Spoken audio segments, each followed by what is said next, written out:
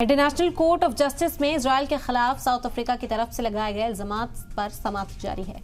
South Africa में Israel और Gaza में कत्लेआम का इल्जाम लगाया गया और अब साउथ अफ्रीका के वकील एक और केस की तैयारी में है, जिसमें अमेरिका और ब्रिटेन पर यह इल्जाम लगाया जाएगा कि वो गाजा में इजरायल की कार्रवाई में शामिल है। दोनों ममालिक पर फिलिस्तीन में इजरायल के वॉर क्राइम्स में शामिल होने का भी इल्जाम लगाया गया है। साउथ अफ्रीका के वकील वॉन रेंसबर्ग की सरबराही में ये मुकदमा दायर किया जाना है।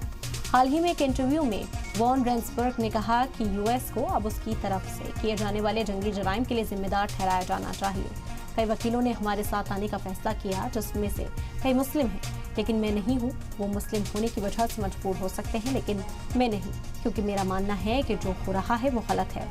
रिपोर्ट्स के मुताबिक उम्मीद है कि आने वाले हफ्तों में आईसीजे साउथ अफ्रीका की अपील पर फैसला सुनाएंगे और इजरायल को गाजा के खिलाफ अपनी जंग को रोकने के लिए भी कहा जा सकता है। वकीलों का कहना है कि फैसले से अमेरिका और ब्रिटेन को भी पाबंदियों का सामना करना पड़ सकता है, भले ही वो इसे कबूल ना करे।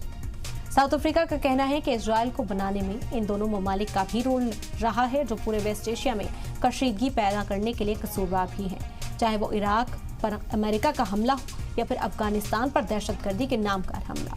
उनका कहना है कि दोनों ममालिक की तारीखी रोल की वजह से आज वेस्ट एशिया में जो हो रहा है उसकी जिम्मेदारी से वो बच नहीं सकते। वहीं जब इन्हीं इल्जामात को लेकर अमेरिका और ब्रिटेन ने तबसरा करने से इनकार कर दिया था, लेकिन इजरायल के वज़ीर-ए-आज़म ने मंजूर कर लिया है। अपने एक हालिया बयान में इजरायल ने कहा कि जब तक पूरी तरह से बातें नहीं हो जाती तब तक इजरायल को गाजा जंग जारी रखने के लिए आईसीजे की तरफ से भी रोका नहीं जाएगा।